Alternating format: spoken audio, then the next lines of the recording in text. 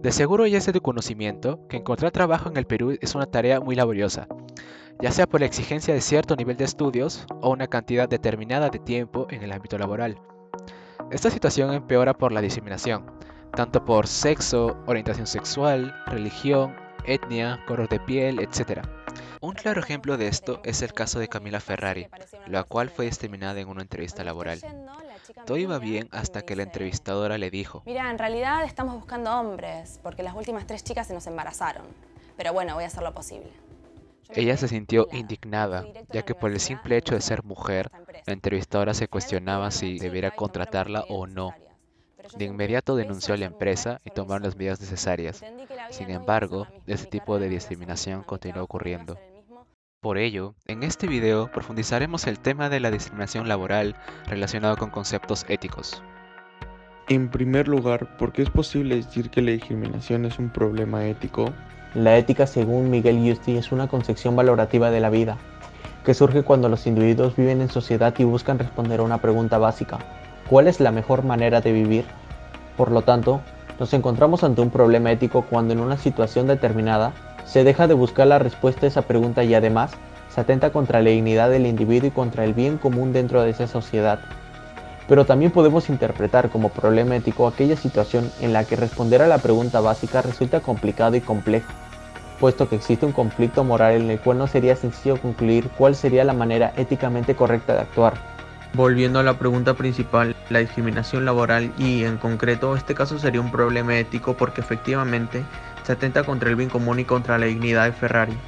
Y además, porque no es para nada sencillo concluir cuál sería la manera más adecuada para conseguir que esta discriminación deje de existir.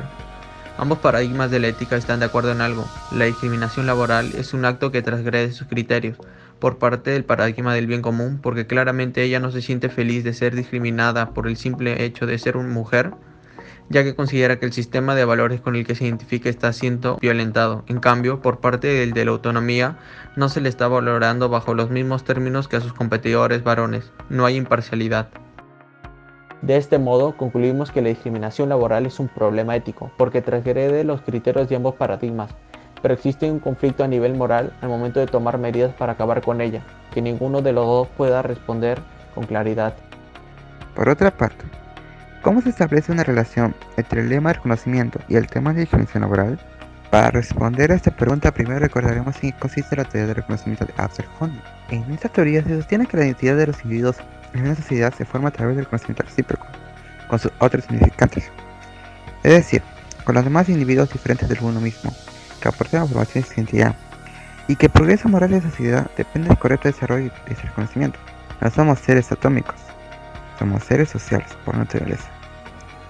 En el sector empresarial se puede percibir una moral muy distinta a la que describe Honey en su teoría, ya que las empresas buscan reclutar personas con el fin de que éstas les sean útiles para alcanzar sus objetivos.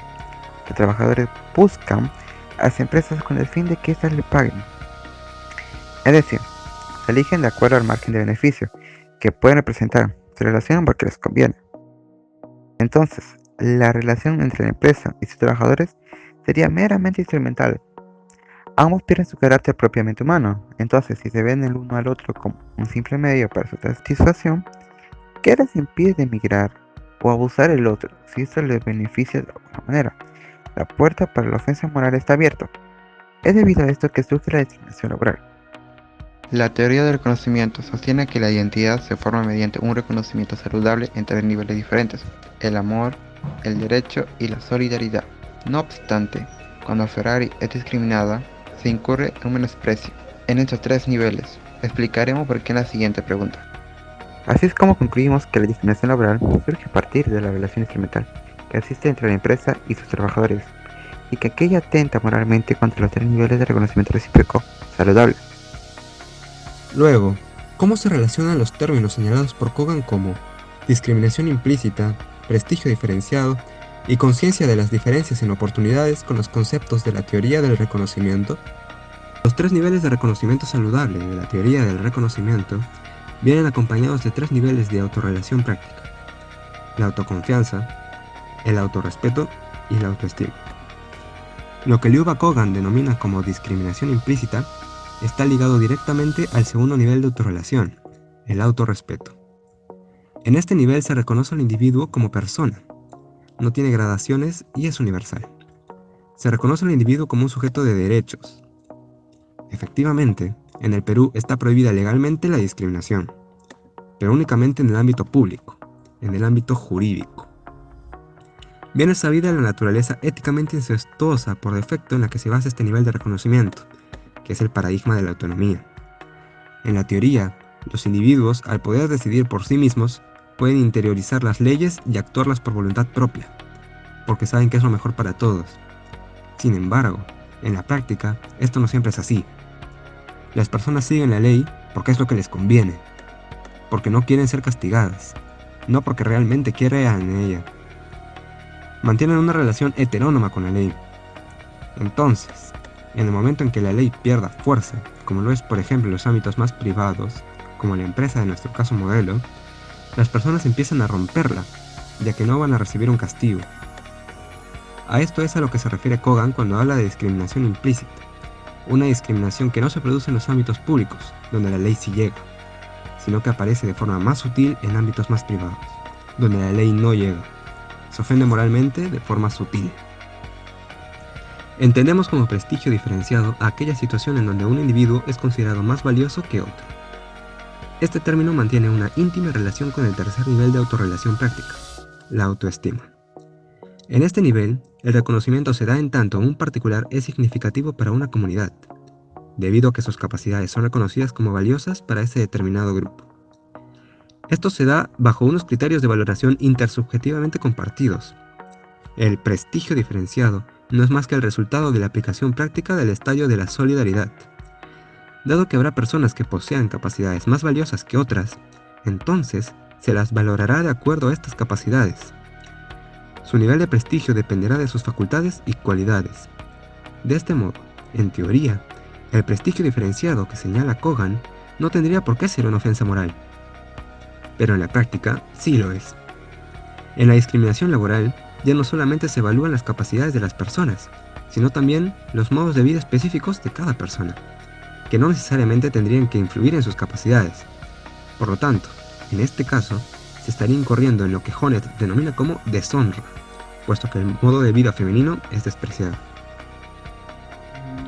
Finalmente, el último término que utiliza Kogan, conciencia de las diferencias en oportunidades, se relaciona con los anteriores dos que señaló, pues se refiere al momento en que la persona es consciente de que está siendo víctima de una discriminación implícita a través de un sistema de prestigio diferenciado, naturalizando de esta forma la discriminación.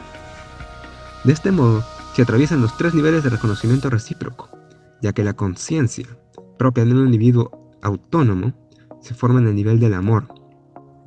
Ferrari, al ser consciente de que está siendo discriminada por su modo de vida específico, pues ella sí quería, en determinado momento, embarazarse y formar una familia, va a intentar cambiarlo para parecerse más a ese otro individuo que lo está discriminando, con la finalidad de ya no ser discriminada. Así pues, Ferrari, habiendo ya sufrido menosprecio en los niveles del derecho y de la solidaridad, es por último menospreciada en el nivel del amor, porque comenzará a actuar dependientemente del actor del otro que lo discrimina, completando así una lesión a su identidad. Finalmente, ¿qué papel debería cumplir el Estado en estas circunstancias? Desde la perspectiva de Thomas Hobbes, en su teoría de la autoconservación, el Estado es tomado como una solución para las personas que privan su egoísmo. Esto se debe a que las personas deciden qué es lo bueno o lo malo basándose en sus placeres sin importarle las demás personas que puedan verse afectadas, porque el hombre es el lobo del hombre.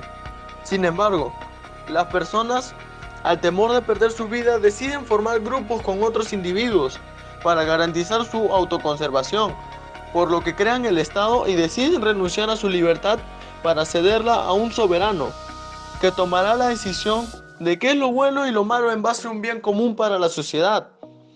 En cambio, para Honneth, en su teoría del reconocimiento, el Estado no es una necesidad para la supervivencia del hombre.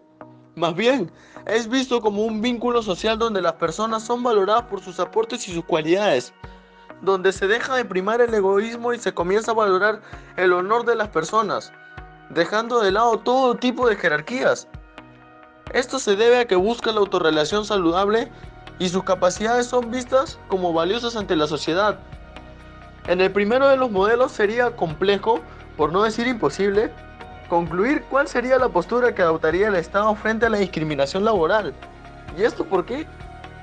Porque la elección de qué rol tomar sería únicamente y exclusiva una decisión del soberano.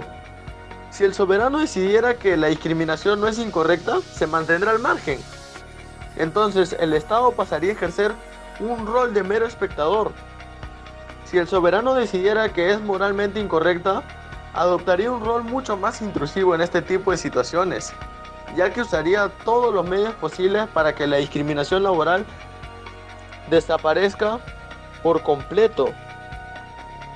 En el segundo modelo, sí sería posible concluir qué postura tomaría el Estado. Este se encargaría de velar por el adecuado reconocimiento del estadio de la solidaridad, es decir, se aseguraría de que todos los individuos sean reconocidos valiosos por sus capacidades diferentes y particulares. Ejercería un rol muy activo en este tipo de situaciones y favorecería en la gran mayoría de los casos a las personas discriminadas, desfavoreciendo totalmente a las empresas. Pero analizando la actual situación de nuestro país, y como ya pudimos dar a entender anteriormente, el Estado no actúa de ninguna de estas dos maneras. Entonces, ¿qué modelo de Estado está presente en el Perú? El Estado peruano actúa usando una ética basada únicamente en el paradigma de la autonomía, que nos describe Giusti, donde se reconoce la capacidad de actuar y decidir por sí mismos de todos los individuos, para de este modo conseguir desarrollar de forma saludable el estadio que ellos denomina como el del derecho. Siguiendo esta ética, el Estado debería velar porque las personas tengan los mismos derechos, pero ahí no acaba la cosa. También debería hacerlo por la igualdad de oportunidades, que todos los individuos sean evaluados de la misma manera. Sin embargo, no podría ser partícipe activo de este tipo de situaciones de discriminación laboral, ya que las empresas también poseen el derecho de contratar a quien consideren pertinente para sus objetivos. No podría ponerse ni de un lado ni del otro, por lo que debería establecer ciertos protocolos o instituciones como por ejemplo la Defensoría del Pueblo. Esta institución atiende quejas, consultas y pedidos de ciudadanos que han experimentado la violación de sus derechos. Sin embargo, no desempeña una función de juez o fiscal, ni mucho menos sustituye a una autoridad alguna. No dicta sentencias, no impone multas ni sanciones. Elabora informes con recomendaciones o exhortaciones a las autoridades y empresas, cuyo cumplimiento encuentra sustento en su poder de persuasión y en la fortaleza de argumentos éticos y jurídicos, aunque claro, de esta forma podrían seguir produciéndose muchas injusticias, ya que no se pueden presentar cargos y sus propuestas carecen de un carácter obligatorio.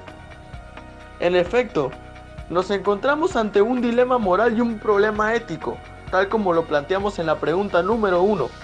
Y ante este problema, el grupo ha decidido que las ideas propuestas por el Estado actualmente, es decir, las basadas en el paradigma de la autonomía, son las más apropiadas para tratar el tema de la discriminación laboral. No obstante, creemos que la Defensoría debería dar un paso adelante. Debería poder presentar cargos legales, puesto que si no, la ley seguirá quebrantándose implícitamente. Después de lo expuesto, no es muy difícil darse cuenta que la discriminación es un problema que ha estado siempre presente y nos impide seguir avanzando como sociedad. Ha habido mucho progreso hasta hoy en día, sin embargo, todavía queda mucho trabajo por realizar. La clave para acabar con la discriminación está en el hogar. Enseñémosles a los adultos del mañana que todos merecemos el mismo reconocimiento. Por una sociedad más justa y libre, hoy decimos, no más prejuicios.